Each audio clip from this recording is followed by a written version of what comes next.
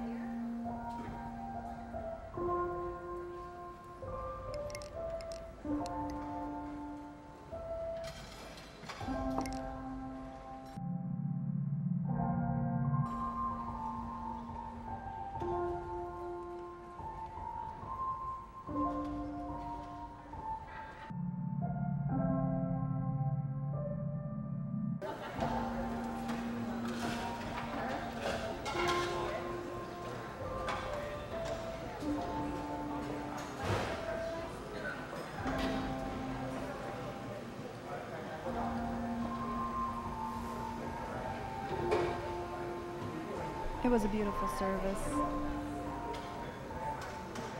Expensive, too.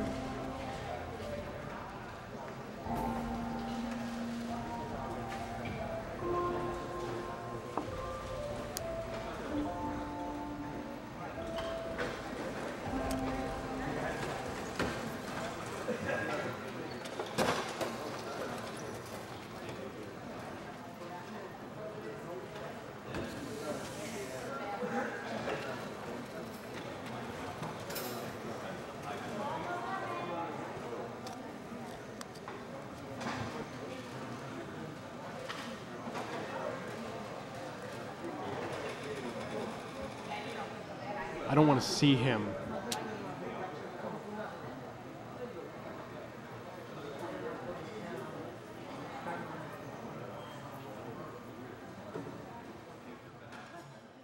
$5 has been long enough.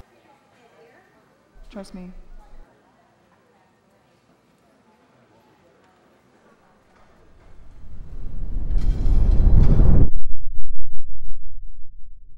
the mac and cheese, dude, like, anytime, you know, so I'm very cheap, useless food, it doesn't taste good, it doesn't smell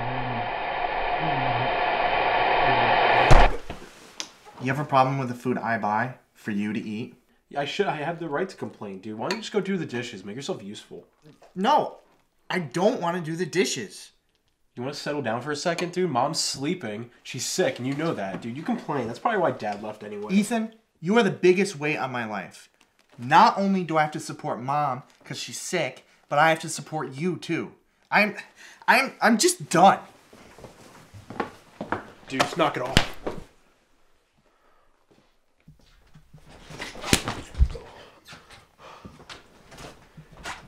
Jared, wait.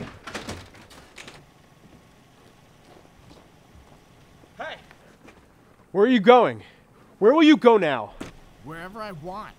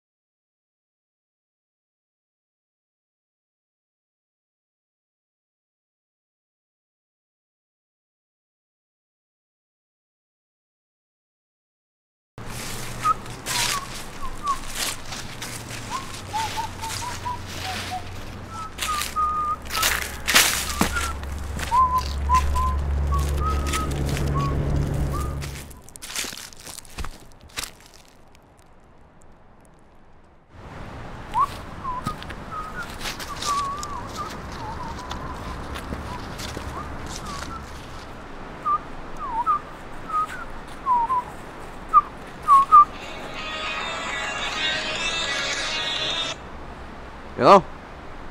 Yeah, I'm on my way back. Alright, I'll see you in a little bit. Bye.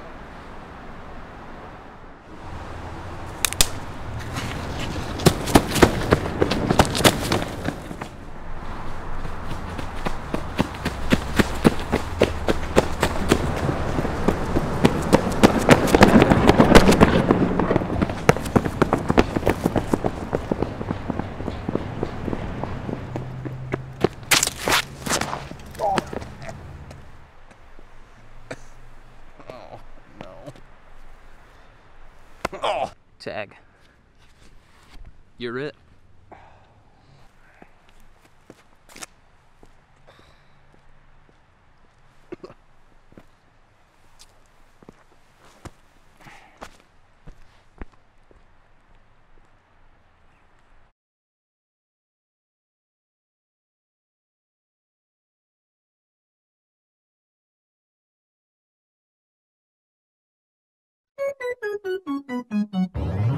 TDMP.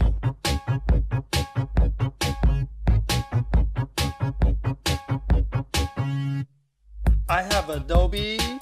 I have Premiere. Adobe Premiere. I have a David.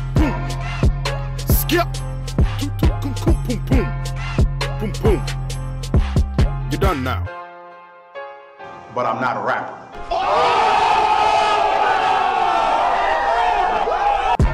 And my class not hot.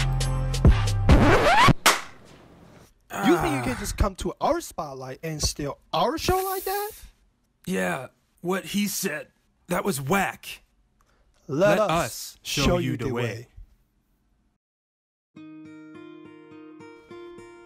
Hello, sketchbook, my old friend. I've come to join you again. Mr. Baker's up front teaching. I missed a lot 'cause I was sleeping. But a vision of my next rough sketches fame. So insane. Amidst the sound of sketching. In Baker's class I work alone. I did the projects on my own. A countless times I got a hand cramp just to get that approval stamp. With my eyes forever damaged by monitor light. It's freaking bright and hush the sound of sketching.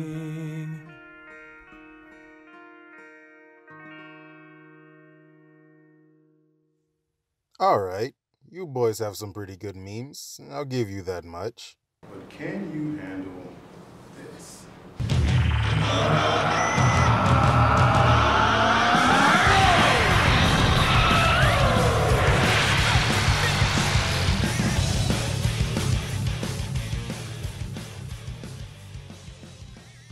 You're done now.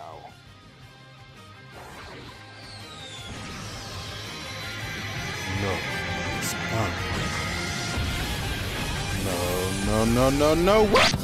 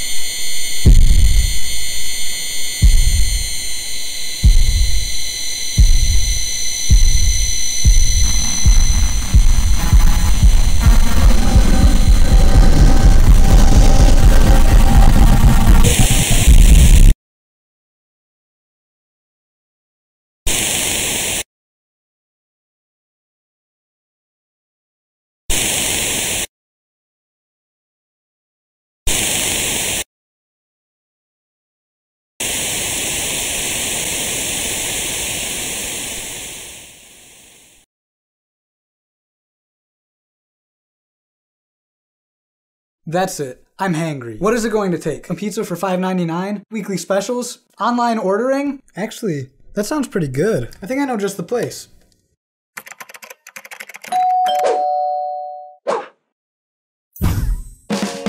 Banish your hangry self with Mancino's convenient online ordering. A 14-inch, one-topping pizza for only $5.99. Or try one of our unique weekly specials.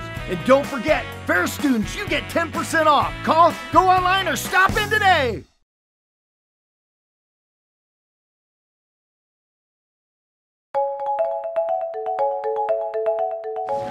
I have Molly G. Baldwin, 5/27/2007. I have a tumor on my right optic nerve that has made it hard to see on my right eye. I had to go down to chemo for like 42 rounds to hopefully beat this.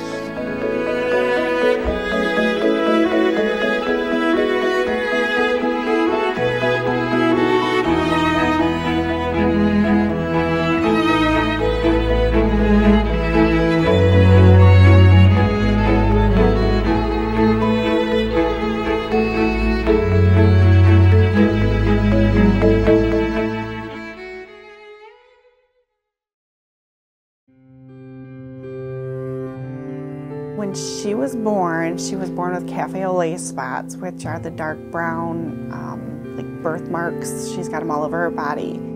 So one of her very first doctor's appointments, he told us that he suspected that's what it was. And then every year we had her eyes tested, because that's usually where the tumors that are associated with neurofibromatosis start, is on the optic nerve. So every year we had her eyes tested, and she was fine up until October of 2016. And then at that eye exam, her eyesight was slightly diminished, so we put her in glasses. Dr. Collier wanted to see her again in 3 months, which would have been January of 2017. And at that time, her eyesight had really diminished. So he then became really concerned and sent us for an MRI that day. Neurofibromatosis is diagnosed by different parts of the body looking for signs of the disease. So things are looked at as far as skin lesions called cafe au lait spots, actually looking for neurofibromas on the body. And then where I usually get involved with helping with the diagnosis of neurofibromatosis is looking for lesion nodules on the iris.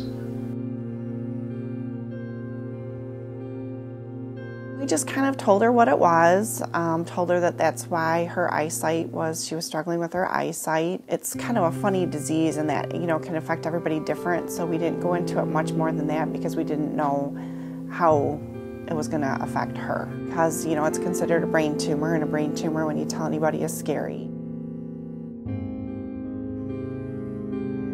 And at first we didn't know what her prognosis was, or we didn't know, if this was something that was going to lead to total blindness or anything. So it was scary for everybody. I'm not an expert in the treatment of neurofibromatosis, but generally speaking, it's chemotherapy and sometimes radiation therapy and sometimes surgery. But the primary treatment's usually chemotherapy.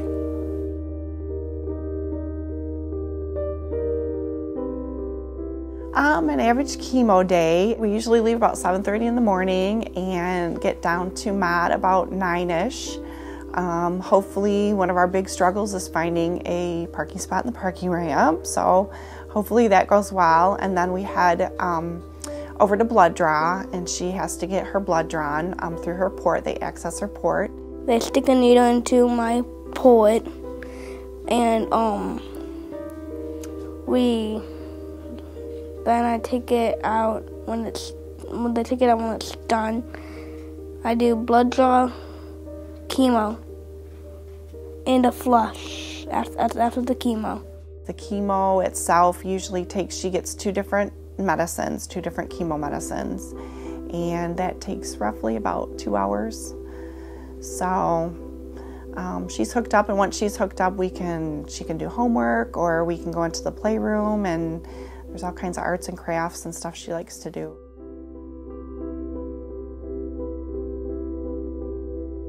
We have, of course you hear the word chemo and it's very scary, but she's done very well with it.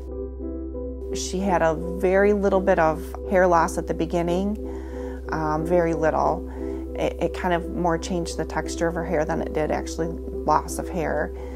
She's had no real nausea or sickness or anything like that. So, and the people down at MOD are wonderful. So whatever issues we run into, they've been very supportive with whatever we've needed to make it good for her. The expression of the disease is so variable. So some people have a very significant tumor load throughout their body, and people notice that. But that's a small percentage of people. And most people with neurofibromatosis have so few lesions that nobody even knows they have it. So you can have a diagnosis of it with a very small symptoms on your body. So that might play a role in why it's not that well known.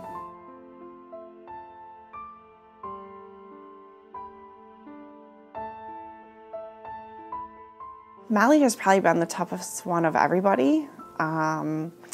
She, one day, for instance, we were talking about it and I said something about her being sick and she turned to me and said, I'm not sick. What are you talking about? I'm not sick. So she's been very, she's been my rock through this, more so than me for her.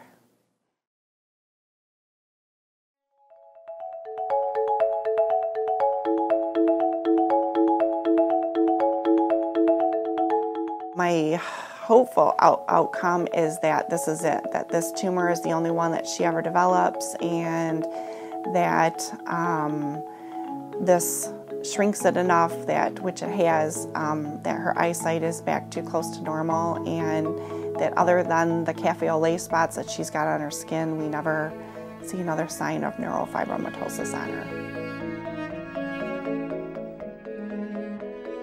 Well, little Victor is all the patients that they have. That means all the patients who are little Victors, to win and fight the problems that they have. More than like a football, basketball game, any of those kind of sports. Victory.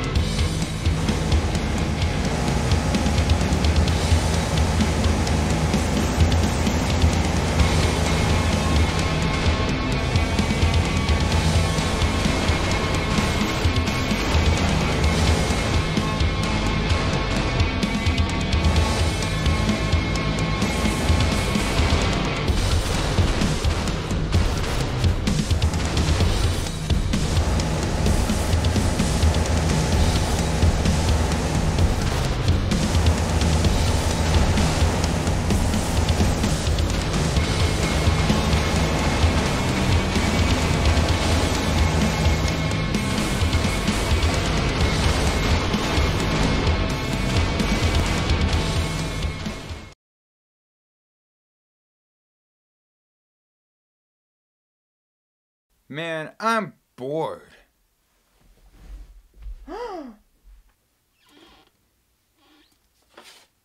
What can I do with this? smoothies.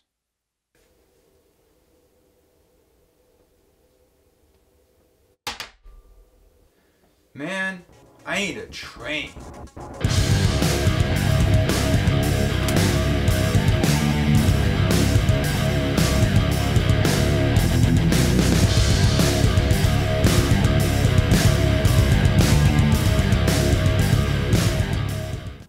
Showtime.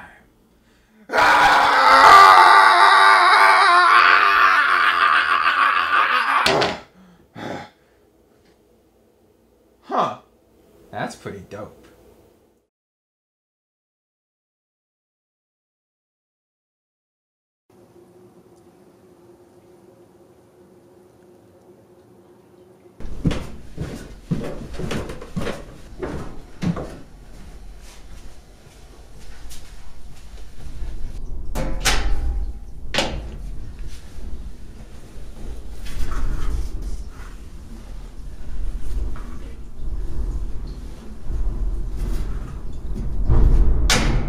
What the hell?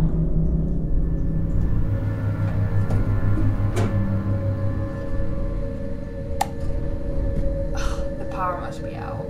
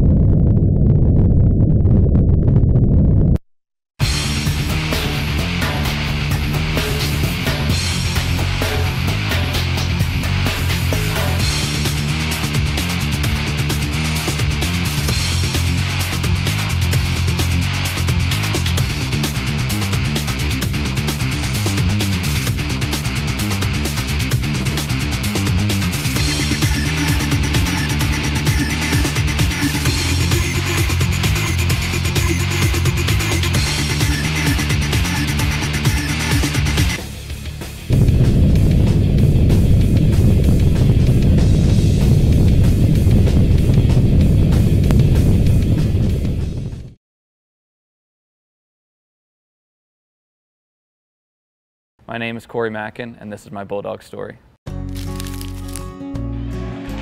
Corey Mackin has it on the near side. He's going to rush this one into center ice. Here comes Mackin. Mackin's got room to skate with speed. Shoots, scores! Corey Mackin did it again! Well, I grew up in Philadelphia, so it's a pretty big city, but I grew up in a neighborhood called Mayfair, just a neighborhood kid from around there. Then high school, I went from 9th grade, 10th grade, and 11th grade to Father Judge High School. For my grade 11 years, when I went to a prep school in Lake Placid called Northwood School, and that was for my senior year, and that's when I graduated. My dad was never a hockey player. He was always a football player, played football in college. And my mom actually played a little bit of like foot hockey growing up. So her brothers really introduced me at first, and they got me into foot hockey and then roller hockey, and then I just kept getting more interested and more into it. 6th grade is when I actually started playing travel ice hockey. I played for my high school's middle school team. It was called Father Judge Middle School. I played for them and then a club team as well. Growing up, just seeing all the news and hype about college hockey, you could tell like all the students were into it, and every team's student section is awesome with how passionate the fans get, and it just kind of thing growing up as a hockey player, you want to get to the Division I level, and Ferris State seemed like a great fit, and it was just like a dream come true basically. I actually never went on a visit before I committed to Ferris, but I did a virtual tour, and it seemed like a nice small town community, had a lot of support with the Ferris hockey team. I liked it from the very beginning. I talked to Coach Pham when I was out playing juniors in Canada, and he's very upfront. As soon as I called him, he knew all about me already, and just it seemed like a good fit. Biggest thing I've learned at Ferris is probably how to work. There's a lot of guys before me that push themselves completely, like past their limits, and seeing that just makes you want to do it that much more, and seeing what the alumni accomplished in the future, you just want to kind of match that as much as you can. So just seeing that just pushes you forward so much more, and just the work ethic that comes out of Ferris State is what I think will help me in the future. Hockey is a frustrating sport sometimes, and you can't show that frustration as a captain. You just have to make sure you're staying positive. You're continuing to work as hard as you possibly can just to make sure that the teammates can follow you, because if you start getting down on yourself and start showing it, it's not going to be a good look. No one's going to have confidence, so you just kind of have to stay level-headed, stay focused, and stay positive throughout the whole game, practice, workouts, everything. You just have to bring it every day and just make sure the other guys are bringing it as well. I just love the game of hockey. I've grown up with it and kept watching it throughout my life, and I know like it's a hard step to take it to the pros, but like I would love to take that step for myself. So I just kind of want to keep working and keep seeing how far I can take it. I mean, you start with one dream at a time. As a young kid, I just wanted to be a Division I hockey player. A lot of people said too small, or like from Philadelphia, no one can do that from Philly. So I just kind of have to take it one step at a time, and just keep pushing myself and see how far I can take hockey. Going into my senior year now, so I'm going to hope to play afterwards. Obviously, you find that out after you get done your senior year, so right now I'm just focusing on the season, trying to win a couple championships for Ferris State, but other than that, I just want to keep playing for as long as I can. I don't ever want to stop playing hockey. Here comes Mackin! Mackin's on a breakaway! Mackin in, shoots and scores! Corey Mackin!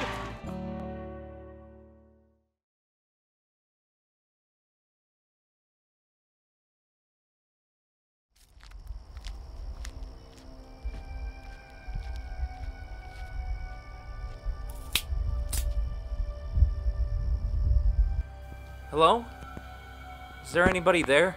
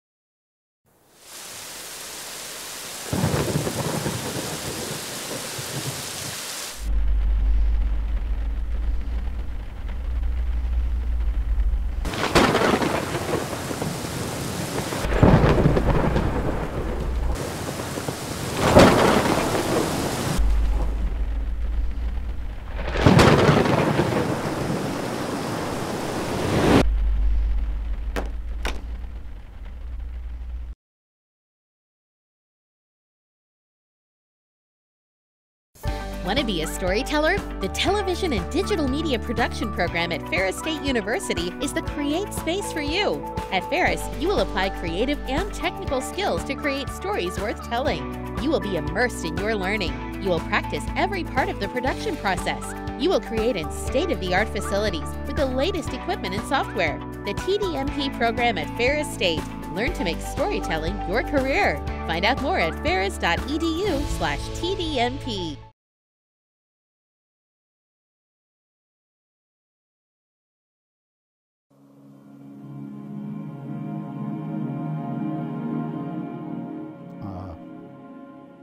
The diagnosis officially was bipolar secondary to a traumatic brain injury. I didn't see the MRIs of my brain injury, but I was told that approximately 1/3 of my frontal lobe was destroyed.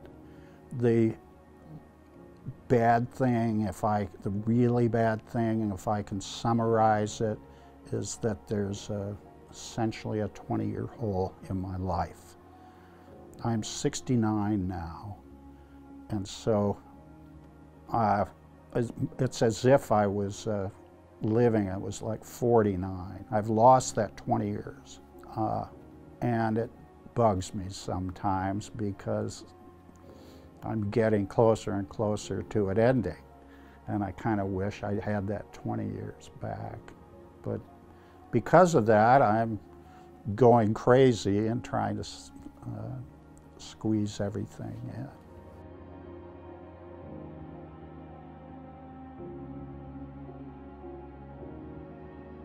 So what progressed into my memory loss was when I was 16, I was diagnosed with leukemia, and it caused a lesion. The scar tissue on the brain is sitting right on the memory spots within the brain, so it kind of dug deep. I remember meeting most people. Sometimes it takes a bit of refreshing from people telling me, but if it's like more vivid details, I don't really remember. I would say the people are the hardest to remember. I think in the beginning it freaked me out because I don't remember any of my childhood, and I wish that I could, and I wish I could retain that. I was in the Air Force, and I got sent to Panama to work with Army intelligence. During that time, there was accelerating tensions between our government and Manuel Noriega, who was the dictator of Panama. I went to New York to be in the film business, and I left all that to join the military. And when I did, I thought it would be a good idea, but I look at it now as the biggest mistake of my life.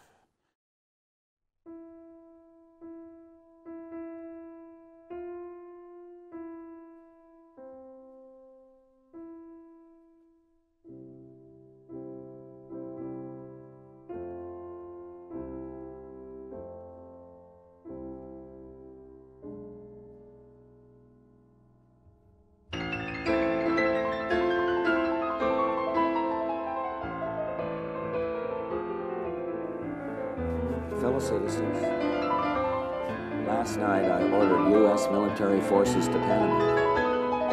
No president takes such action lightly. This morning, I want to tell you what I did and why I did it. For nearly 2 years, the United States, nations of Latin America, and the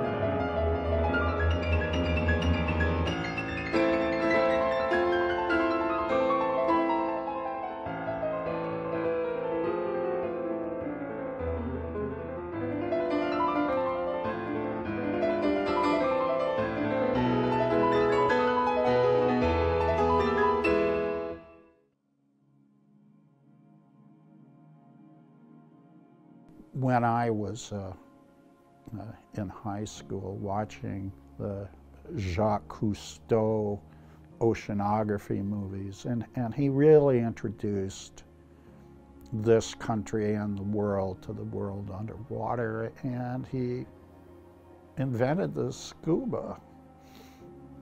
So I had always wanted to do it.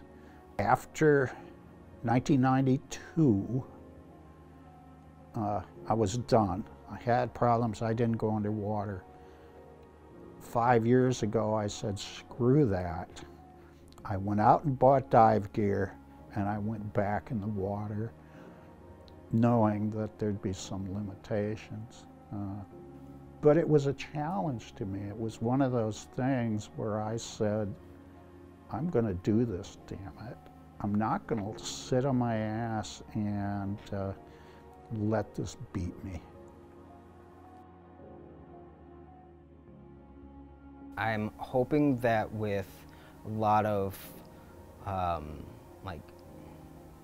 therapy and working with people that I can hopefully regain a lot of it, that I can tell people about what I did and inform my future kids what I did, and maybe help them with it somehow if they had problems with the same stuff that I had problems when I was younger, and we could just get through it together. But with how it's been over 10 years since this happened, it's kind of hard to really find any positivity in it since it hasn't really progressed. When it's really hard is when you're trying to do something, pound a nail, and somebody you're with grabs the hammer out of your hand and does it for you. That is the worst thing that happens to me. What I do is try to get them to tell me as much as they can about what's happening to them and show interest in what has happened to them and give them reassurance. They may not understand why you're tired, why it's hard for you to do things. They may not have patience with you. The advice would be, don't give up. It'll be tiresome, but don't give up.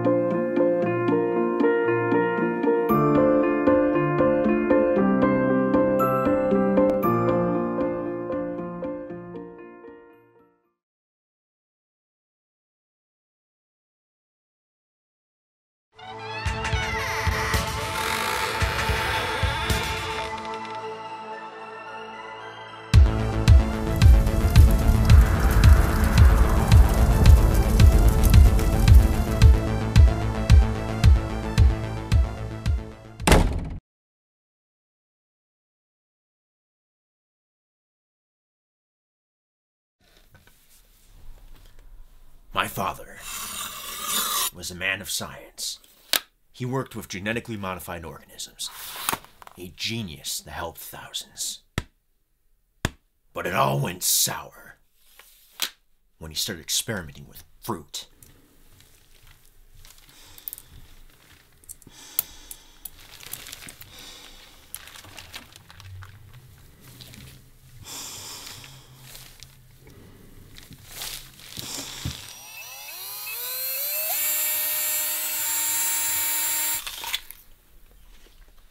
They became sentient.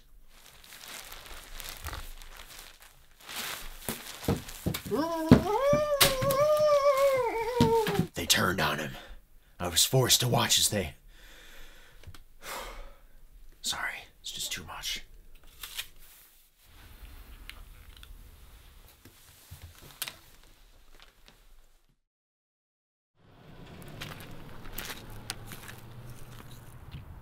This is where it all began.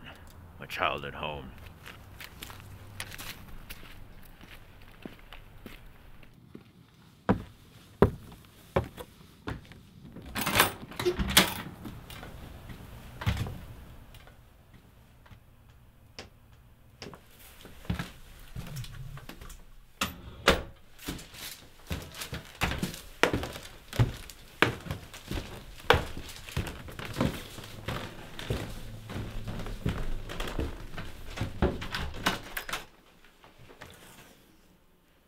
You! Danielson! You're still alive! You bet your ass. And I'm gonna slice up every last one of you fruity bastards for what you did to my father. Very well, Danielson. You shall have your fight, but we are not without honor. We shall move to a proper locale.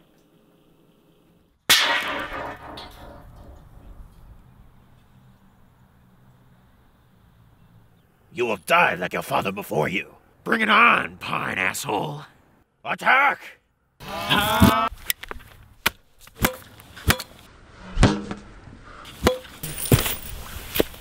This is the end of the road for you. God damn it! Are you serious? Shh.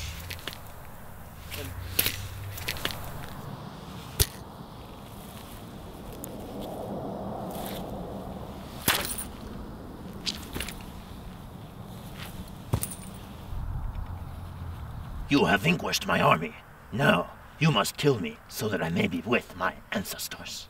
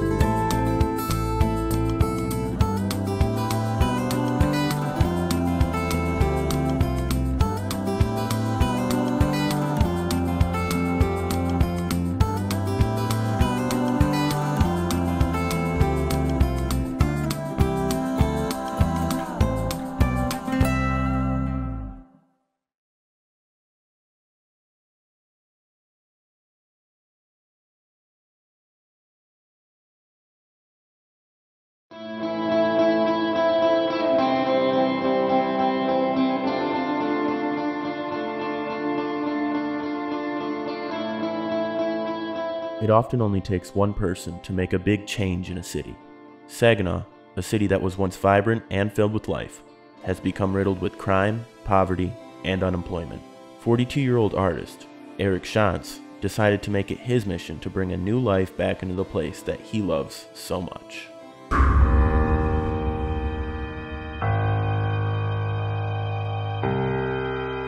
I love our culture. I love the people here. I have a tattoo that says Saginaw proper on it. It's done like gashes because it reminds me to make something beautiful out of the pain. When I moved here, when I was about 27 years old, the city was plywooded up. There were 13,000 empty residential units in the city in that year. You'd be surrounded by boarded up, plywooded buildings. Did some research, looked into city laws, looked into regulations on plywooded buildings, and you can't legally put plywood on a building and not have it painted. So I figured that if I painted on the plywood, I wouldn't actually get in any trouble because I'm not really vandalizing anything. I'm doing the property owners a favor by decorating it. So that's kind of where it started. In the course of his career, Eric has painted dozens of murals across Saginaw. However, one of his most popular paintings happens to be the mural that meant the most to him. And a lot of people know of the painting and don't know who it's of. Sean Stennett was a friend of mine that was murdered in 2010. We were opening a small community center across the street from the coffee house that he worked at, and the day that I gave him the keys to the place is the day that he got gunned down. So when he died, it was exceptionally tragic for the neighborhood. He was well liked and well loved by lots of people. And so putting something up to commemorate him was, as a painter, I felt that, that's what I was going to do. That's what I do. Shantz's murals have had a larger impact on the town than he could have ever imagined. Kate Scheid-Weber, the head of Francis Ray Academy, was one of the many people that was moved by Shantz's artwork. I saw his artwork all over downtown, and I loved a number of the pieces, but particularly I think it was the irises on the back of the Savoy building. Eric came in and we met in small teams with the middle schoolers, and he brainstormed with them about what they would like to see in their hallway. It's just a sense of pride that comes along with being in a place that is beautiful and reflective of who you are. I think what Eric's trying to do is awesome. I think he's before his time. Henry Reyna, a crime prevention officer who works with the Saginaw Township Police, is another huge fan of Shantz's work. Reyna has taken high levels of training in crime prevention through public art.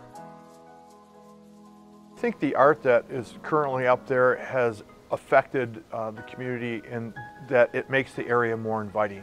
People will see a mural, they'll want to go over there and they'll get their photo taken in front of the mural. And it's with that additional population in that area that reduces crime. Over time, Shantz and Reyna have become good friends. Together they have been working to get more support and financial aid to get more artwork put up in Saginaw. Reyna believes that art can help to reduce the volume of police calls and save the city money, but Shantz is satisfied knowing that his art can bring joy to those who may not think about artistry daily. Saginaw's in the right direction as a lot of preservation goes. We've already torn down pretty much everything though, so what's left we really should work on keeping around. Saginaw has torn down almost 90% of the structures that used to be here. If you look at old photographs of the city, it was the same as Chicago and New York in the late 1800s, early 1900s. There's no difference in photographs. Eric has struggled to find the proper backing to continue his work. After all the free artwork he provided for the city, they still refuse to fund his painting, and even often take credit for his artwork. Although the city may be hesitant to help, the community has certainly been impacted. So we were under the freeway and painting, and this dude came out with like a rifle on his shoulder, right? Just came out of the bushes, and he's just like, "You guys painters? You guys make all this art?" I'm like, "Yeah, we did make some of it." And he loved it. He loved this stuff. He loved reading. He had all these stories. He talked about pieces that he had seen in different areas that he had been around, and how he loved checking out art underneath bridges and places when he'd travel, but had never actually seen anybody actually doing it. He never got to meet any artists. So to him, we were like the guys that made everything he saw everywhere. He was super excited just to meet a couple artists that did it, even though we were just down there practicing. And he offered us to come back to his little camp for some raccoon if we were hungry. Like, we stayed out there and paint. But we did have a beer with him. We had an extra beer, so we gave him a beer, and he had a beer with us while we painted. He would see an empty spot and come up with a theme and just put it on a wall. And his artwork is amazing. I absolutely think that Eric is making a difference in the community. You know, when a train hopping hobo offers you something to eat, you know you've made a difference.